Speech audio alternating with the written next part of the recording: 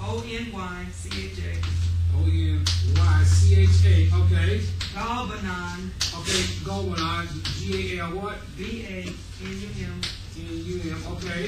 And frankincense. Okay. And frankincense. Which were sweet spices, and no one knew the formula but the high priest. Likewise, air, with the sweet incense, the tabernacle of our bodies, is composed mainly of four substances: oxygen, hydrogen, nitrogen, and carbon dioxide. But no one knows the exact chemical formula for air except Yahweh or Yahshua Messiah, our high priest. Okay. So, and neither can man make what? Yeah. Yeah, he can't make none. Now, he can make pollution. Make a lot of that. See, but he can't make air. I mean, just from scratch. Right. See, so if you look up what now these stagny, ochi, galbanese, and frankincense, these are spices, and anybody that studies any type of herb or aromatherapy knows that all these spices also have what to the body. Exactly. Each one of these has healing properties. They go home and look up stagny, ochi, galbanese, and frankincense. These used a lot in the Middle East. See, as spices, and they also use it sometimes they use it for some of these ingredients for perfume. Exactly, for perfume, and also for embalming. See, so these four ingredients. See, we ain't got that book here, do we have? Very frankincense is in there. We'll look it up. And then, what's the metaphysical dictionary at? Look it up and see what these are. See. Okay, Val, look up frankincense. So, all these, we'll spend these four ingredients. How many minutes I got? 20 minutes or two. Okay, so I want to end up on that. I just want to just give you, and then we're going to start a little breathing exercises. You know, some of the yogis, when they walk down the street, all they be doing is just concentrating on. And, you know, just the deep breathing exercise. Now, wait a minute. You don't believe in nothing. The doctors will tell you that, Terrence, what do they tell you about deep breathing exercise just for an athlete? It slows your heart down. It slows your heart down. In other words, he's able to process what? Oxygen at a much lower rate. And usually people that really does this deep breathing exercises, they have great what? Endurance. Say they can run, and that's one of the exercises they do. They say, you do a lot of deep breathing. And see, we'll talk about this later. And many of the yogis and the people with Tibet, they spend hours just doing these deep breathing. I can tell you some stuff. If you get real quiet, start doing some deep breathing, you come down here and tell us a whole lot of stories. See, because what happens is that, see, we told you that what breathing does, it has a very what effect on the man? Calming. It's a very calming. I don't care how enraged you are. That's the first thing I tell people that are in trauma. They come into the emergency room. Breathe. They tell you, breathe. I'm shot. No, you just breathe. See what I'm saying? And that whole idea is to bring about a cooling process and a calming process. Because see, once the body can be returned back to a calmness, you know, healing does not take place in turmoil. Right. See, or in rage. Those hormones are running crazy, and those cells that are necessary for repair say, wait a minute, we got too much of this stuff in here, we can't do our work. See, until a calming effect comes over this thing, see, then the true healing effect can take place. That's the reason why they're emphasizing a lot of these, and a lot of the people that have asthma or various things, yogi exercises and various respiratory problems. They found out that by taking deep breathing, you actually regenerate a whole lot of stuff in this thing. They're previous, they could be done. But it hasn't been done. But breathing has a very calming effect upon the individual. That's why David wrote, and in Psalm 46 he said, be still and know that I'm what? Yeah. Yahweh.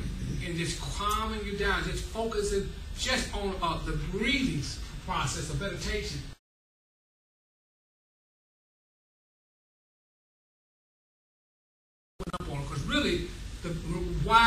you ask about, so why does deep breathing bring in this common aspect of it? Because it represents the ark. I mean, that represents what? Altar incense. It represents the altar of incense. Prayers. And prayers. That's what it represents. That's why it's so powerful of that. So, you didn't find anything at all? It's not in the Memphis. Okay, you didn't have none of those words? No. Okay, well, I have to bring another book down here, but they are. And Greg has a book on breathing. Right, well, we're going to bring it down here. We're going to do some deep exercises down here. And you'll be surprised at, I mean, deep breathing does have a calming effect on the body, the cells, and also the mind. Yeah, just to add to that, one of the things that happens when you go into deep breathing is that it presses against a nerve. This is part of the science of it. It presses against a nerve that runs down the spine called the, I think it's called the pneumogastric nerve or something like that. That nerve connects with the mind and it alters the brain state. You go into an altered state of consciousness. In that altered state of consciousness, I understand,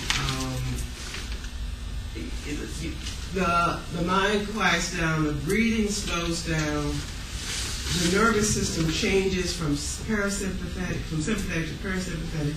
All this stuff happens. And the longer you maintain that state, the deeper you go into the altered mental state, you go into an altered psychic state, and then the lowest part is to go when you connect with the spirit or the soul, if you will.